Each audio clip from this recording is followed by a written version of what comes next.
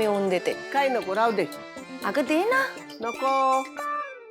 काय आहे, आता आपली माणसं आपली राहिलेली नाही आहेत ना, त्यामुळे स्वतःची कामं स्वतः करायची सवय लावली पाहिजे. अरे बापरे, हो का?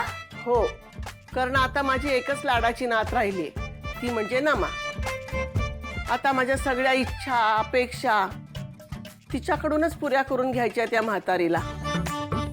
आता काय, बाकीची माणसं मोठी झाली आहेत ना, आपापल्या मर्जीची मालक झाली आहेत, दुसऱ्याचा विचार करणं सोडलंय त्यांनी. पण ती आहे ना माझी नमा, माझी खात्री आहे ती नाही इतरांसारखी वागणार. आणि मुख्य म्हणजे तिच्या लग्नाला ती बोलवणार. मी साऊथच्या गाण्यांची केवढी मोठी लिस्ट काढून ठेवली होती नाचायला. त्या सामी सामी गाण्यावर तर स्टेप्सची प्रॅक्टिस सुद्धा करायला घेतली होती. पण आता कसलं काय, आता ते नमाच्याच लग्नात मला नाचावं लागणार. सुमी, नमाच्या लग्नात ना मी तिला मेहंदी काढणार, तिला हळद लावणार आणि मस्तपैकी डान्स करणार तिच्या लग्नात. झालं? फार घाई झाली आहे ना तुला नमाच्या लग्नाची?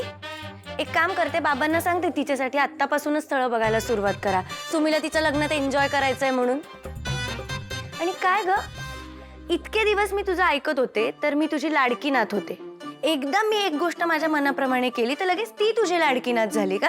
हो, आहे ती माझी लाडकी नात. कळतंय मला तुझं काय चाललंय ते, व्यवस्थित कळतंय. काही हरकत नाही, पण तुला जसं वागायचंय ना तसं तू वाग. मी काय त्या केदारच्या नादी लागणार नाहीये, कारण मला खूप राग आलाय त्याचा. त्यामुळे लग्न वगैरे तर दूरच, मला त्याच्याशी बोलायचं पण नाहीये.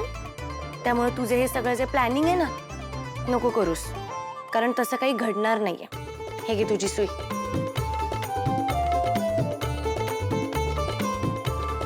बघतेच मी, तू तारिणी असशील ना तर मी पण तुझी आजी आहे. हा, उद्या होळी आहे आणि होळीच्या दिवशी बघच तू नाही या पिक्चरच्या हिरो हिरोईनला एकत्र आणलं ना तर नावाची सुमी नाही. तेव्हा कळेल तुला की सुमी फ्लॉवर नाही, फायर आहे.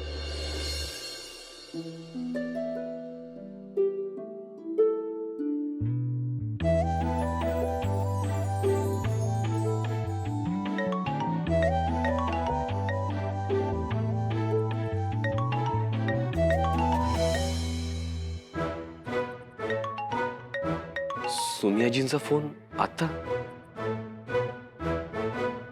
हॅलो, हा सोनियाजी बोला. काय रे, माझ्याशी बोलायची इच्छा नाहीये का तुझी? फोन करून किती वेळ झाला, उचलायला एवढा वेळ? हा, आणि आज बोल श्रीवल्ली असं न म्हणता बोला सुमी आजी असं म्हणालास. आ, कळतंय मला, सगळं कळतंय. नक्की सुमी आजी आहे की काव्या? अरे लबाडा, म्हातारीची चेष्टा करतोस? सुरुवात कोणी केली? बोल ना आजी, काय म्हणतेस? कशी आठवण झाली?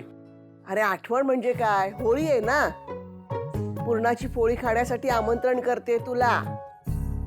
आता तुझी पहिलीच होळी आहे ना, जावई म्हणून येणार. आजी, मला तुमच्या आमंत्रणाचा अपमान करायचा नाहीये, पण होळीला माझं तिकडे येणं. का, काय झालं? माझं आणि तारिणीचं भांडण झालंय, तुम्हाला सगळं माहिती असेलच.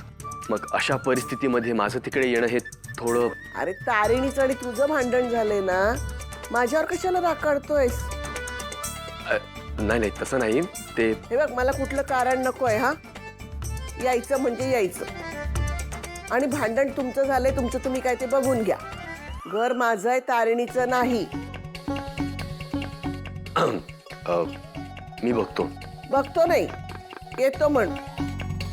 तुझ्या श्रीवल्लीचं पण ऐकणार नाहीस का रे? अरे श्रीवल्ली, येतो. हा, येतो मी. आणि यातलं तारिणीला काही सांगायचं नाही बरं का. नाही म्हणजे मला ना तिला ते तुमचं काय म्हणतात ते सरप्राईज. सरप्राईज द्यायचंय तिला, म्हणून तिला अजिबात सांगू नकोस. हो, पण तिला राग आला तर? अरे रागवली तर मी करते तिला शांत, तू नको काळजी करूस. हा, पण तिला सांगू नकोस. हा, ठेवते फोन मी. चल. अरे हॅलो, ऐकून तरी घे. हॅलो.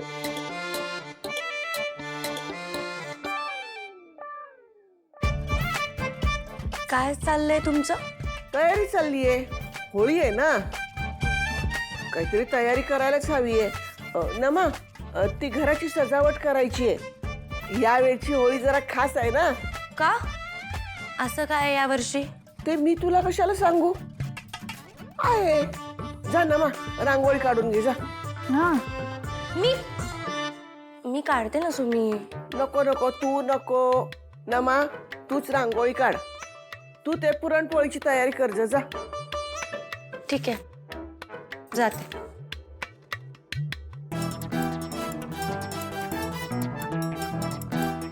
तुम्ही ही सगळी तयारी होईल, पण केदार जेजू इथे यायला तयार झालाय ना? मग अगं नातू आहे तो माझा, कसा येणार नाही. येणारच तो. तोही येणार आणि आपल्या हिरोईनच्या बाजूला बसून तिच्या हाताला हात लावून पूजा सुद्धा करणार. बघच तू.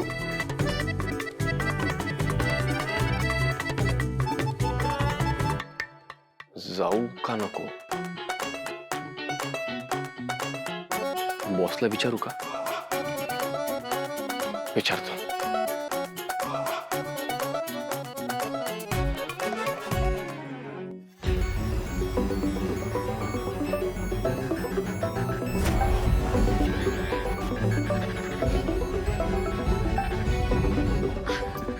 अगं, अनाथ आश्रमातून फोन आहे.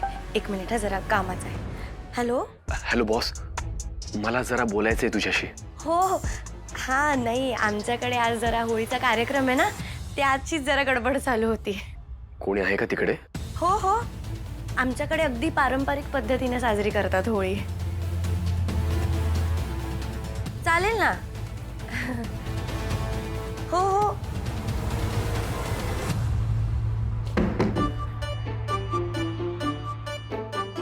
हा बोल केडी. बॉस, नाही काही नाही. काय झालं? काही बोलायचं होतं का तुला? ते शुभेच्छा, होळीच्या शुभेच्छा द्यायला फोन केलाय मी तुला. तुला पण होळीच्या खूप खूप शुभेच्छा. काय पुरणपोळ्या खायला यायचा विचार आहे का?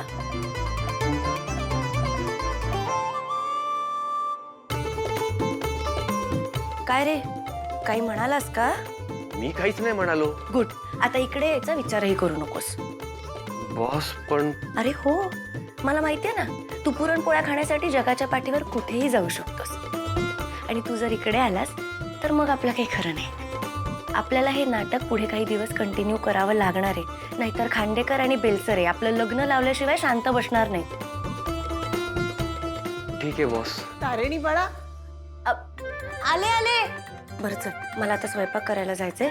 मी जाते. आणि हा, तू प्लीज मला सारखा सारखा फोन करू नकोस, कारण माझ्या फोनवर जर तुझं नाव कोणी वाचलं ना, तर आपली इतक्या दिवसांची मेहनत वाया जाईल. ठीक आहे? चल ठेवते मी आता. बॉस बॉस, पुरणपोळ्या तुझ्यापर्यंत पुरणपोळ्या पोचवायची जबाबदारी माझी. काही काळजी करू नकोस. ठीक आहे? बाय. बॉस.